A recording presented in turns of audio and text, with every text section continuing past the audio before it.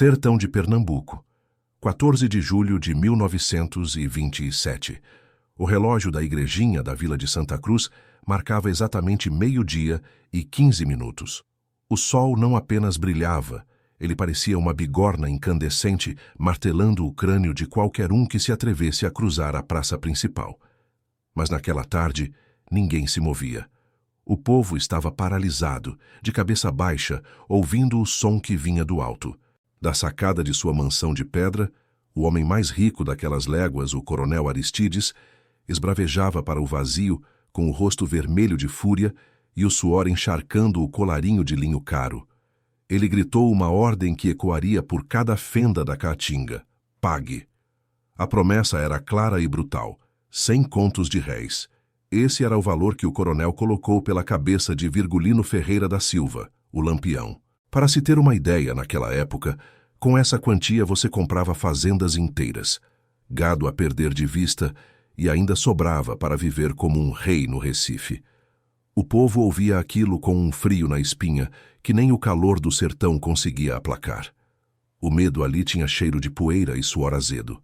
O coronel se sentia um deus intocável atrás de suas paredes grossas, protegido por jagunços armados até os dentes. Ele achava que suas palavras eram lei, mas não percebeu que o vento, aquele mesmo vento seco que levanta o pó das estradas, estava levando sua audácia direto para o rastro do bando. O silêncio que se seguiu na praça não era de respeito, era de aviso. Era o silêncio de quem sabe que a morte acaba de ser convidada para o jantar.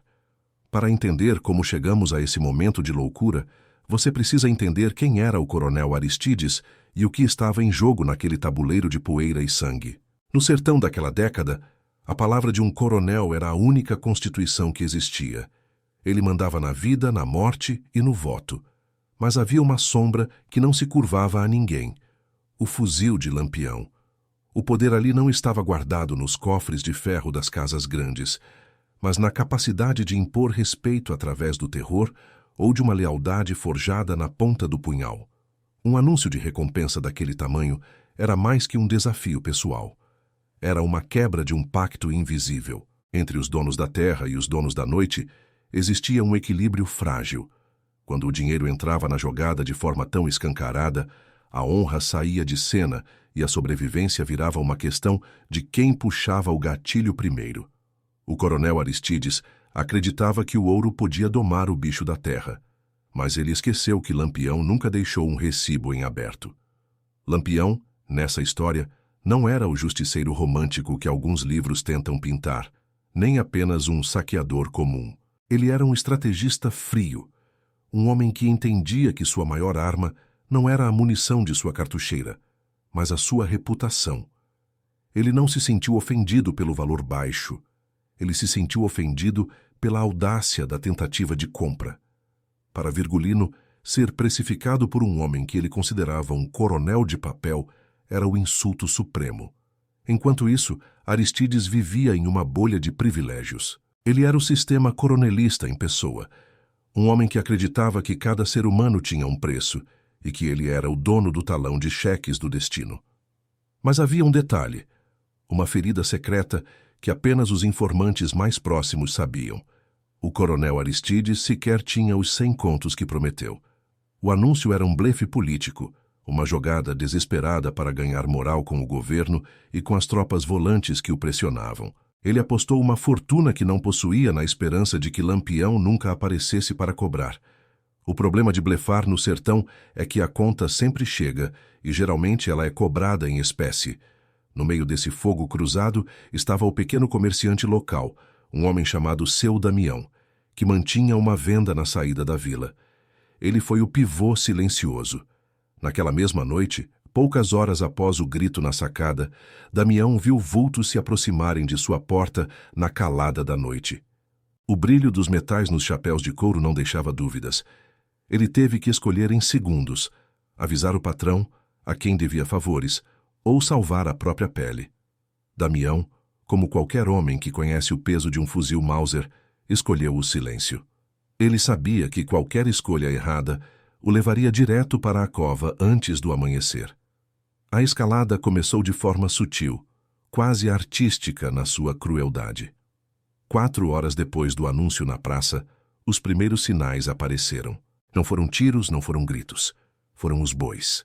Os melhores reprodutores da fazenda Santa Fé, a joia da coroa de Aristides, começaram a ser encontrados mortos nos pastos mais próximos à sede.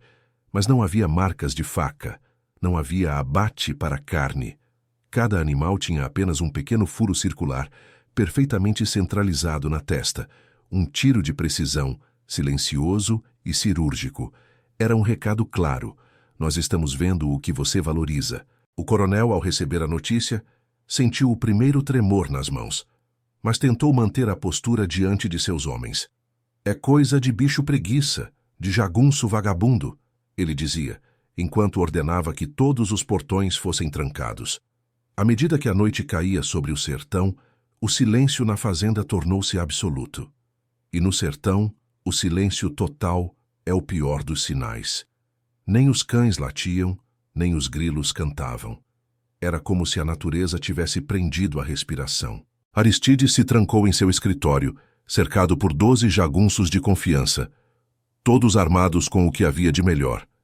Ele tinha garrafas de conhaque e a falsa sensação de segurança que as paredes de pedra proporcionam. Mas a cada hora que passava, o clima mudava. A cada 30 ou 40 minutos, um barulho estranho vinha do lado de fora. Um assobio, um estalo de galho seco. E a cada vez que um jagunço saía para verificar, ele simplesmente não voltava. A escuridão parecia estar engolindo os homens do coronel, um por um, sem fazer barulho. Não havia combate, não havia troca de tiros. Era um cerco invisível. Aristides começou a perceber que Lampião não estava interessado em uma guerra de trincheiras. Ele estava fazendo uma cobrança psicológica. O objetivo não era matar o coronel no escuro, onde ninguém veria. O plano era muito mais refinado e perverso. Lampião estava esperando o sol nascer. Ele queria que a humilhação tivesse testemunhas. Ele queria que cada colono, cada empregado que Aristides humilhava diariamente, visse o momento em que o poder do dinheiro se ajoelharia diante do poder da terra. Dentro do escritório, o coronel olhava para o cofre de ferro no canto da sala. Ele sabia que ali dentro não havia 100 contos de réis. Havia papéis, escrituras de terras que ele tomou de viúvas e títulos de dívida de agricultores miseráveis. Ele tinha o poder da caneta, mas a caneta não dispara balas. Pela primeira vez em décadas, o homem que mandava em tudo sentiu que sua vida estava sendo alugada. Ele estava apenas ocupando espaço na terra até que o verdadeiro dono do destino decidisse cobrar o aluguel. E o token dessa cobrança, o símbolo que selaria o destino de Aristides, já estava a caminho. Era um lenço de seda vermelha, manchado de pólvora e suor, que Lampião carregava no pescoço. No código não escrito do cangaço, quando aquele lenço era jogado aos pés de alguém, significava que a vida daquela pessoa agora pertencia ao bando. Enquanto a madrugada avançava, o coronel Aristides tentava negociar com Deus, prometendo igrejas e doações, mas seus olhos não saíam da porta. Ele ouvia o sussurro do vento e tinha a nítida impressão de que o vento estava rindo dele. O blefe de 100 contos de réis tinha se transformado em uma sentença de morte que ele mesmo assinou. Ele estava prestes a descobrir que, no sertão, o ouro que compra o silêncio nunca será capaz de comprar o respeito. E quando às 6 da manhã batessem no relógio de carvalho da sala, o preço da sua arrogância seria cobrado com juros que ele nunca imaginou ter que pagar. O dia estava prestes a nascer, e com ele a sombra do chapéu de couro de Virgulino atravessaria o pátio da fazenda, transformando o caçador em presa, e o prêmio em uma dívida de sangue que mudaria a história daquela região para sempre. 3 horas da manhã. Na fazenda Santa Fé, o tempo não era mais medido pelo tic-tac do relógio de carvalho na parede, mas pelas batidas descompassadas no peito do coronel Aristides. O casarão, que antes era o símbolo máximo de sua soberania sobre o sertão, agora parecia uma caixa de ressonância para o medo. O silêncio lá fora era tão espesso que parecia ter peso. Aristides, sentado em sua poltrona de couro, segurava um fuzil que subitamente parecia pesado demais para suas mãos acostumadas, apenas ao peso da caneta e das moedas. Ele olhava para os 2 únicos jagunços que ainda restavam na sala. Dos 12 que começaram a guarda, 10 haviam sumido na escuridão sem que um único tiro fosse disparado. Esse era o método de Lampião. Ele não destruía a sua defesa de uma vez. Ele a descascava, camada por camada, até deixar a polpa do seu medo exposta ao sereno da noite. Olha, para um homem como Aristides, a perda do controle era pior que a perspectiva da morte. Ele passou a vida acreditando que o dinheiro era uma muralha intransponível. Ele comprou juízes, silenciou delegados e garantiu que o governo em Recife olhasse para o outro lado, enquanto ele expandia suas fronteiras sobre o sangue dos pequenos produtores. Mas ali, naquela madrugada fria, ele percebeu a falha fundamental do seu sistema. O dinheiro só tem valor enquanto as pessoas acreditam na ordem que ele representa. E Lampião, o rei do cangaço, acabara de rasgar o contrato. Para Virgulino, os 100 contos de réis prometidos pelo coronel não eram uma recompensa. Era um reconhecimento de dívida. E no sertão de 1927, ninguém cobrava dívidas com mais eficiência do que o bando que se movia como sombras entre os chique-chiques e mandacaros. A situação piorava a cada minuto, porque o coronel sabia de algo que seus jagunços sobreviventes apenas suspeitavam. O cofre atrás da estante de livros estava vazio de esperança. O blefe dos 100 contos feito do alto da sacada sob o efeito da arrogância e do conhaque agora cobrava seu preço. Aristides pensou que o anúncio atrairia as tropas volantes, que o governo enviaria reforços imediatos para proteger o homem que desafiou o bicho. Mas o que ele recebeu foi o abandono. Ele descobriu da maneira mais amarga que no tabuleiro do poder, o peão que se expõe demais é sacrificado para que o jogo continue. As autoridades não viriam. Elas sabiam que entrar no caminho de Lampião quando ele estava com sangue nos olhos era um suicídio que nenhum soldo militar justificava. Dentro daquela sala, o cheiro de querosene da lamparina se misturava ao cheiro de suor frio. O coronel começou a ter alucinações auditivas. Cada estalo da madeira da casa parecia o gatilho de um rifle sendo armado. Ele fechava os olhos e via a imagem de Virgulino, não como o homem que ele descrevia nos jornais, um bandido sujo e analfabeto, mas como uma entidade, um juiz implacável que vinha cobrar o imposto da vida. Aristides sentia uma pontada no estômago, uma náusea que vinha da compreensão de que sua dignidade estava escorrendo pelo ralo. Ele, que sempre exigiu que os colonos tirassem o chapéu e não o olhassem nos olhos, agora estava encolhido, esperando que o sol não nascesse, porque a luz traria a verdade que ele tentou esconder. Ele era um homem de papel. Foi então que o primeiro sinal físico da presença de Lampião, dentro do perímetro imediato da casa, se manifestou. Um barulho seco na porta principal. Não foi uma batida, foi um golpe metálico. Um dos jagunços, tremendo, aproximou-se da fresta da janela com a lamparina apagada. O que ele viu fez com que ele soltasse o rifle no chão de madeira, produzindo um estrondo que quase fez o coração do coronel parar. Pelo vidro, era possível ver algo pendurado no batedor de bronze da porta de entrada. Um lenço de seda vermelha. O token. O lenço de Lampião. No código do cangaço, aquele pedaço de pano manchado de poeira e história significava que a propriedade agora tinha um novo dono. Não era um aviso de ataque, era um aviso de posse. Colocar o lenço na porta do coronel era o equivalente a colocar uma bandeira de conquista em território inimigo. Lampião estava dizendo: eu já entrei, eu já vi você, e eu só não te peguei ainda porque quero que você sofra com a espera. Aristides sentiu um calafrio que parecia gelo percorrendo sua espinha. Aquele lenço representava a falência total de sua autoridade. O homem que ofereceu 100 contos pela cabeça de outro, agora via sua própria vida ser avaliada pelo preço de um pedaço de seda vermelha. Mas o verdadeiro golpe, a virada que mudaria o curso daquela madrugada, veio de forma inesperada. Enquanto o coronel tentava decidir se abria a porta ou se atirava contra a própria cabeça para evitar o que viria, um de seus jagunços, o velho Tião, que estava na família há 30 anos, caminhou calmamente até a porta. Ele não estava mais armado. Aristides gritou ordenando que ele voltasse, mas Tião nem sequer olhou para trás. Ele abriu a porta principal, deixando o ar gelado da caatinga invadir o escritório. E lá, parado nos degraus da varanda, não estava Lampião, mas um menino. Um garoto de não mais de 12 anos, vestido com trapos, segurando um bilhete dobrado. Tião pegou o bilhete e o entregou ao coronel. As mãos de Aristides tremiam tanto que ele quase rasgou o papel ao abri-lo. O texto era curto, escrito com uma caligrafia surpreendentemente firme. Ouro não compra coragem, coronel, mas o senhor disse que tem 100 contos para dar. Eu venho receber meu prêmio ao amanhecer. Prepare o café, porque o pagamento será feito em público. Abaixo do texto, uma única letra L estilizada. Nesse momento, o mundo de Aristides desabou.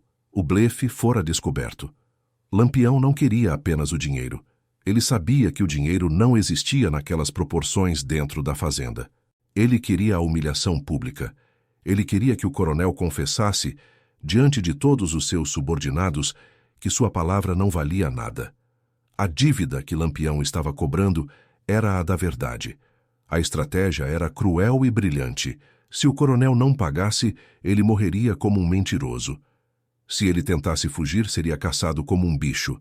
Só restava uma opção: a negociação com o impossível. Aristides olhou para o cofre vazio e depois para o espelho na parede. Ele viu um velho desfeito, sem o brilho do poder nos olhos. Ele percebeu que o bando de Lampião não estava apenas cercando a fazenda. Eles estavam cercando a sua alma. Cada minuto que o sol demorava a surgir era uma tortura deliberada. Ele começou a vasculhar gavetas, juntando cada joia de sua falecida esposa, cada nota de 1000 réis escondida, cada título de propriedade que pudesse ter algum valor de troca. Ele estava tentando comprar horas de vida com as sobras de uma fortuna que ele mesmo pôs em risco.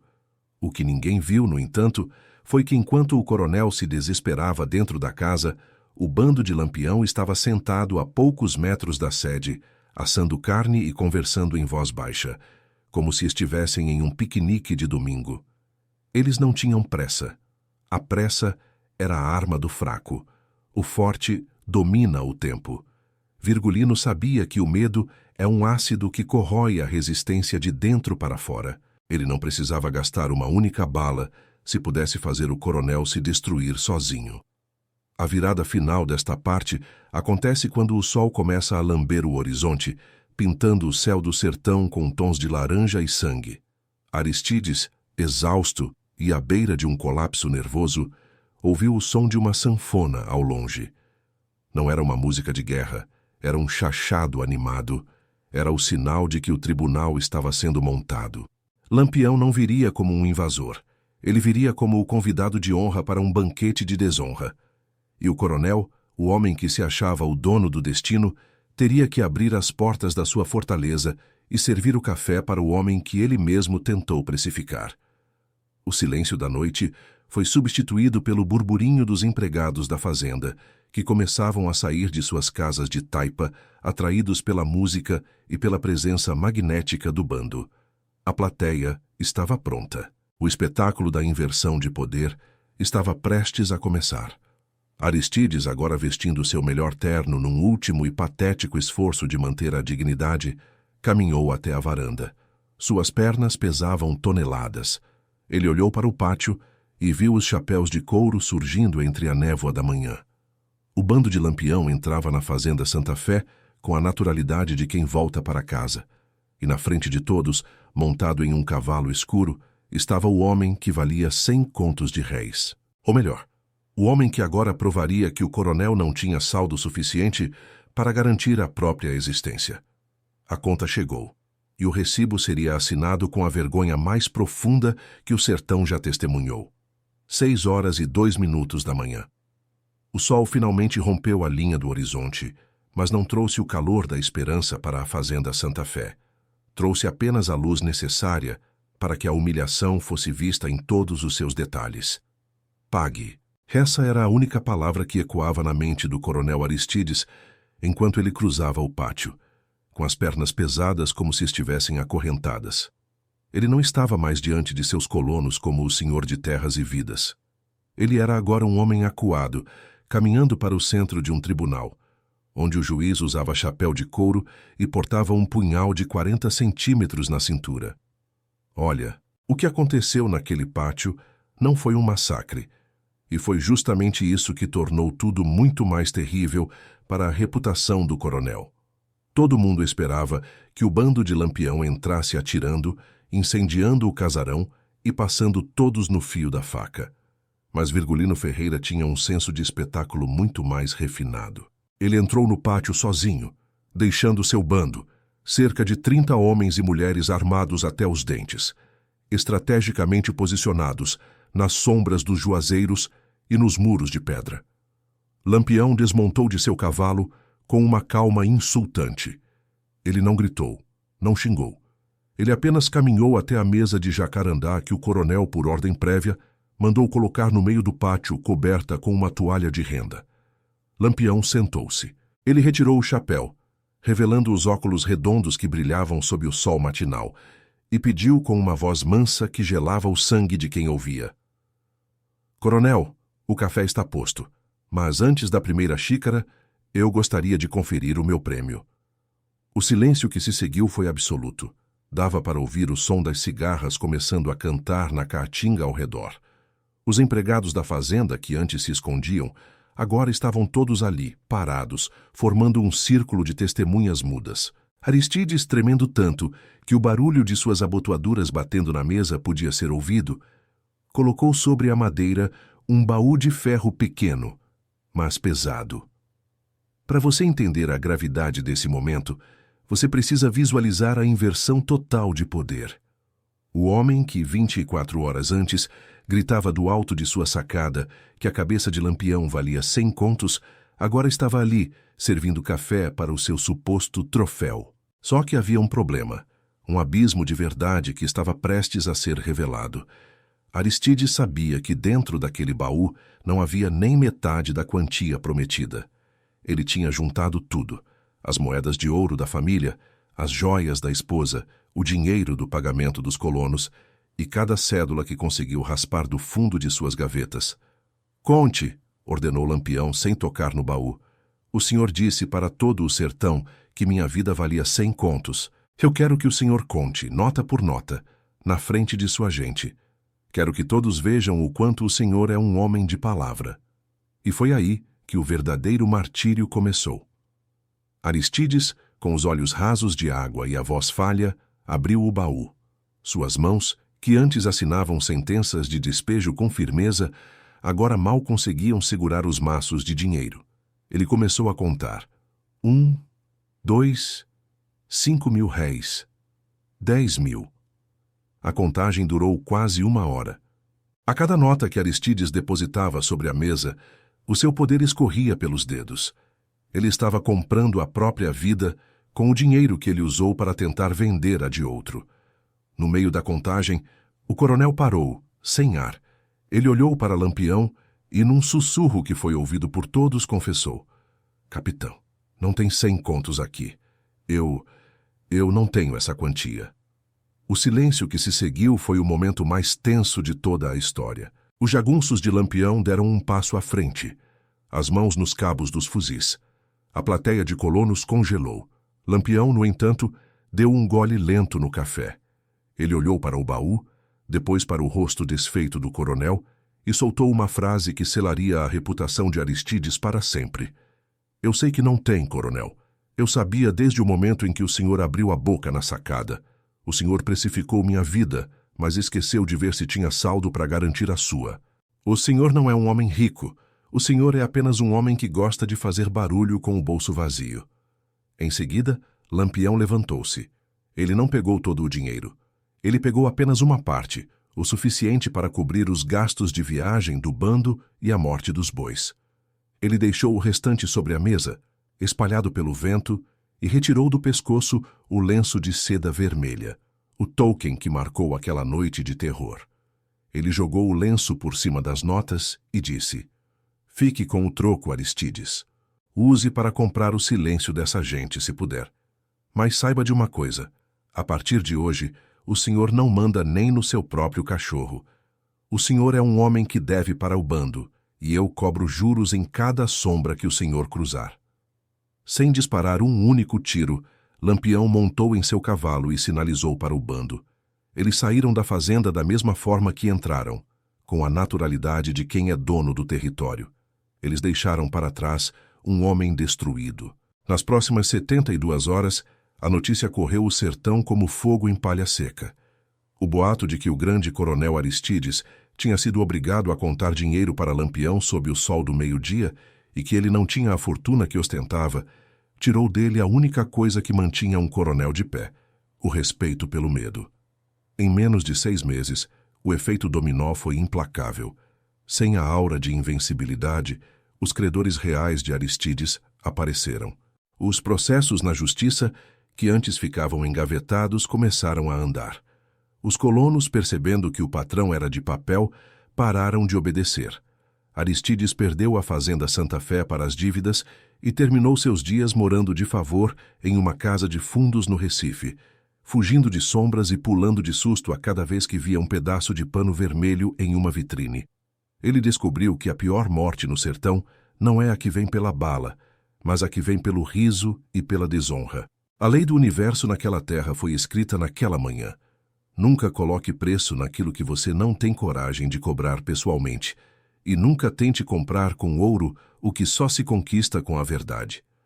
Lampião e seu bando sumiram na Caatinga, levando consigo não apenas o dinheiro do coronel, mas a certeza de que, naquele tabuleiro, o rei era quem não tinha medo de perder a cabeça. A história do dia em que o caçador pagou a recompensa para a presa tornou-se uma lenda contada ao pé do fogo. Ela serve como um lembrete de que o poder que se baseia apenas na aparência e no blefe desmorona ao primeiro toque da realidade. O coronel Aristides tentou jogar um jogo de gigantes com pernas de barro, e o sertão, em sua justiça bruta e poética, não o perdoou. Agora eu te pergunto, se você estivesse no lugar daquele coronel diante de um erro que você mesmo criou, você teria a coragem de encarar as consequências ou tentaria fugir até o fim, mesmo sabendo que o rastro do cangaço nunca se apaga? Deixe sua opinião aqui nos comentários. Se você gosta dessas histórias de bastidores do poder e estratégia no sertão, inscreva-se no canal e ative as notificações. Tem muito mais por vir. Obrigado por acompanhar e até a próxima história.